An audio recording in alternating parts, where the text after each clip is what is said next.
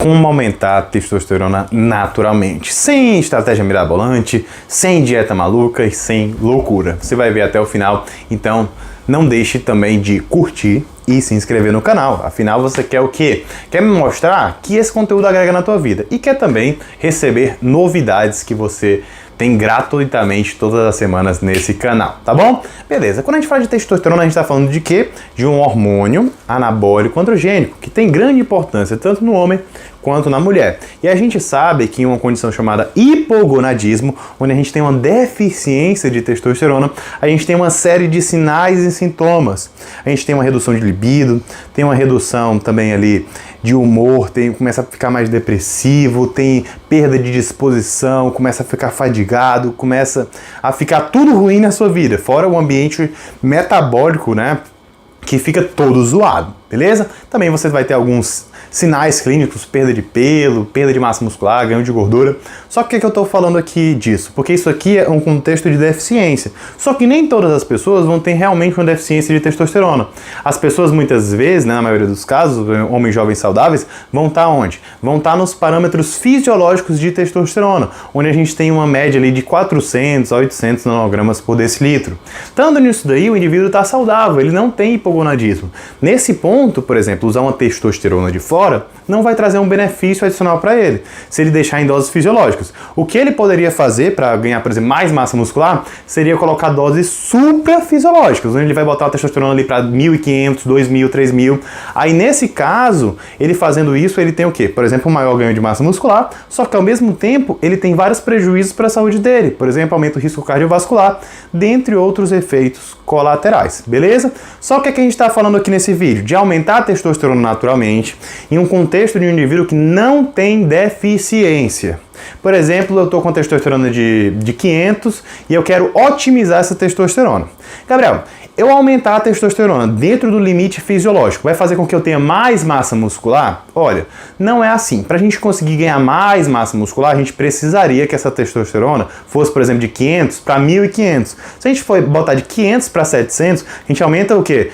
200 nanogramas por decilitro. Aumenta, é um aumento significativo, mas isso não repercute em aumento de massa muscular. Você precisa ficar bem ciente disso. As medidas que eu vou comentar aqui não vão te deixar com mais massa muscular, mas por conta de elas serem, né, ferramentas não só para aumentar a testosterona, mas para fazer com que a tua qualidade de vida de forma global fique otimizada, pode sim aumentar teu desempenho esportivo e teu ganho de massa muscular, perda de gordura, no longo prazo de maneira indireta. Talvez não da forma de aumentar a testosterona, mas de forma indireta ali para te deixar com mais disposição e qualidade de vida, tá bom? E isso pode sim impactar seu desempenho. Então não fique imaginando que a gente vai ter uma otimização da testosterona a ponto de fazer com que você ganhe mais massa muscular.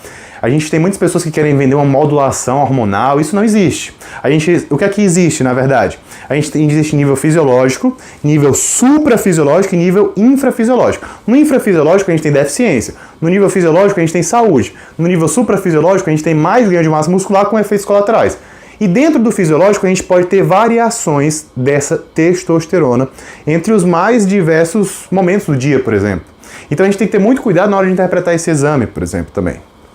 Só que a gente tem algumas estratégias para tentar aumentar essa testosterona.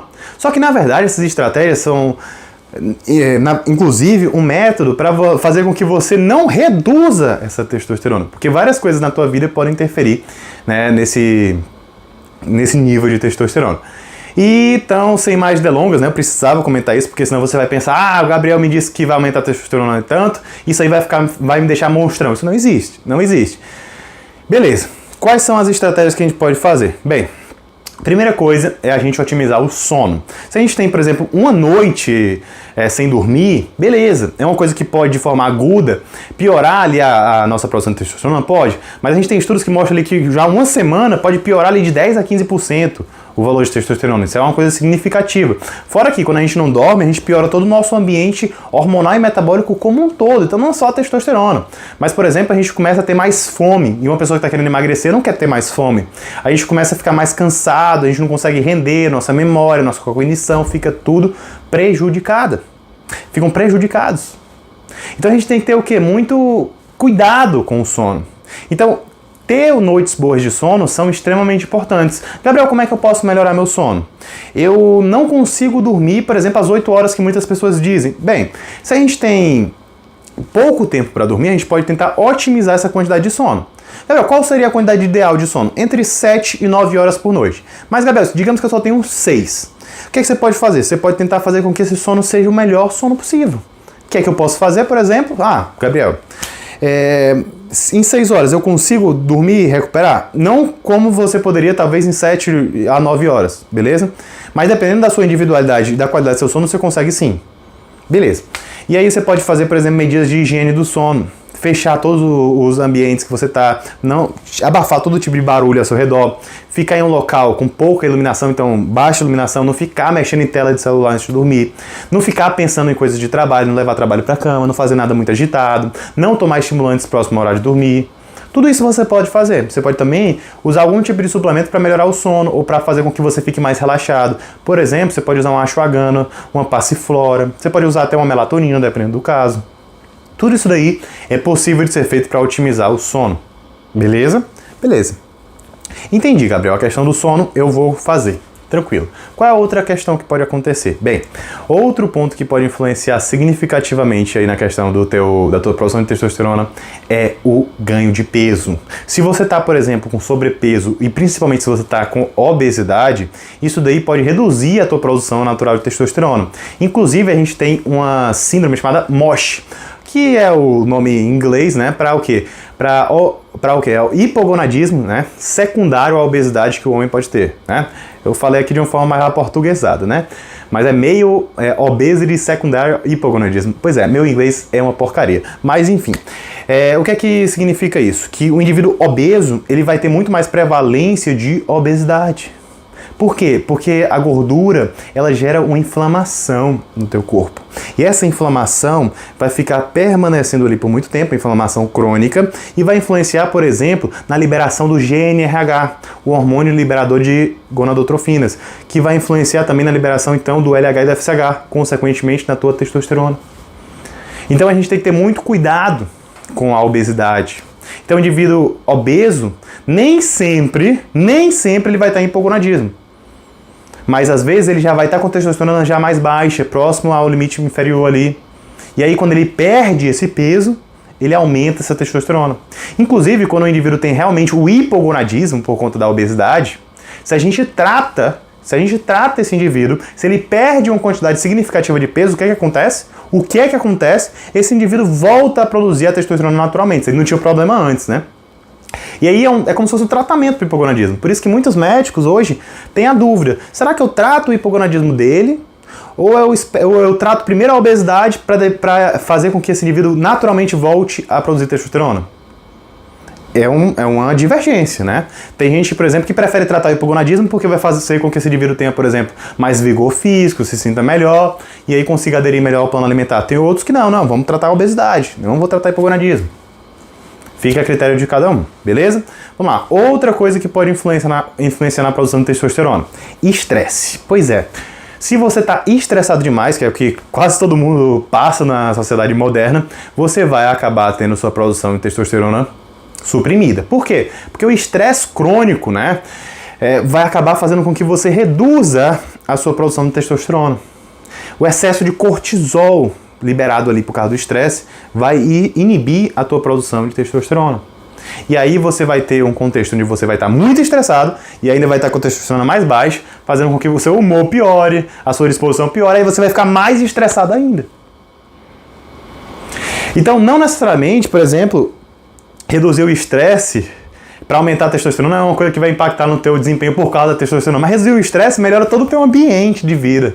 Você consegue ser uma pessoa muito mais tranquila, por exemplo, para ir para academia, tá? Então, medidas para tentar reduzir o estresse, como por exemplo, psicoterapia, meditação. Outras, por exemplo, buscar mais formas de lazer. Às vezes as pessoas negligenciam muito o lazer. Ou até suplementos fitoterápicos, principalmente, né? Como por exemplo, a rhodiola rósea. Dá para usar talvez uma teanina. Dentre outros compostos que podem influenciar aí na questão do estresse, né? Modulação do estresse, da ansiedade, que muitas pessoas acabam tendo nos dias de hoje. Tá bom? Beleza. Além disso, Gabriel, tem outra coisa que eu posso fazer? Prestar atenção no teu consumo energético. Como assim, Gabriel? Bem, se você está fazendo uma dieta muito restrita, principalmente se você faz atividade física vigorosa, Gabriel, eu quero ficar definido. Eu vou botar aqui uma dieta restrita no talo. Essa restrição calórica excessiva, associada a um treinamento muito desgastante, pode fazer com que você tenha uma perda significativa da testosterona.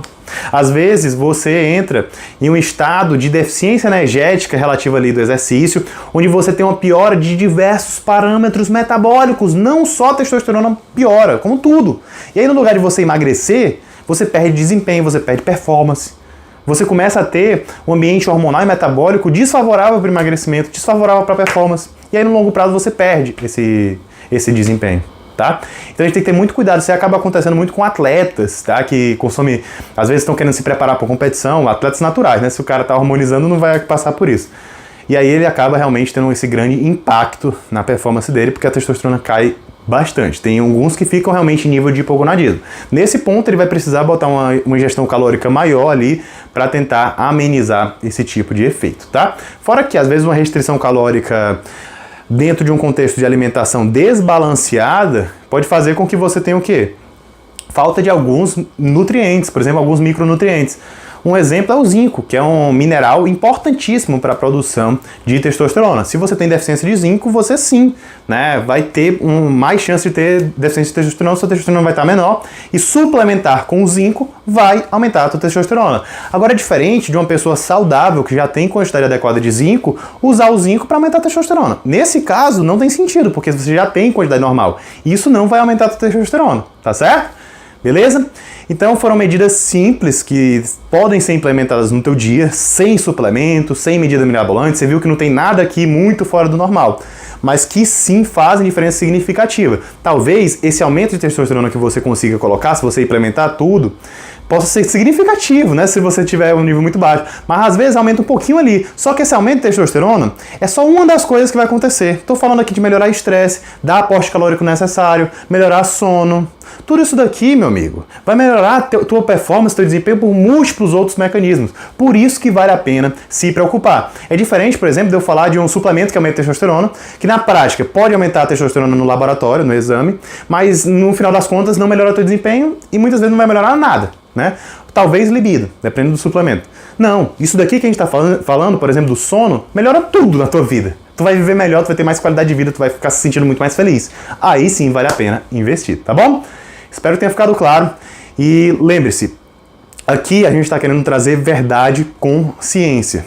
Então eu te peço também, me siga no Instagram, no meu @doutor.gabrielfeitosa, onde eu também trabalho diariamente temas correlatos para estar te ajudando a alcançar teus objetivos. E também, né, vou deixar aqui no link da descrição, meus cursos e e-books para estar te ajudando com um pontapé mais forte, com um conteúdo talvez mais denso para você que é mais inserido nesse meio, quer ir para um lado ali mais avançado do conhecimento, que a gente não consegue trazer aqui no YouTube muitas vezes, tá bom? Um grande abraço e até a próxima!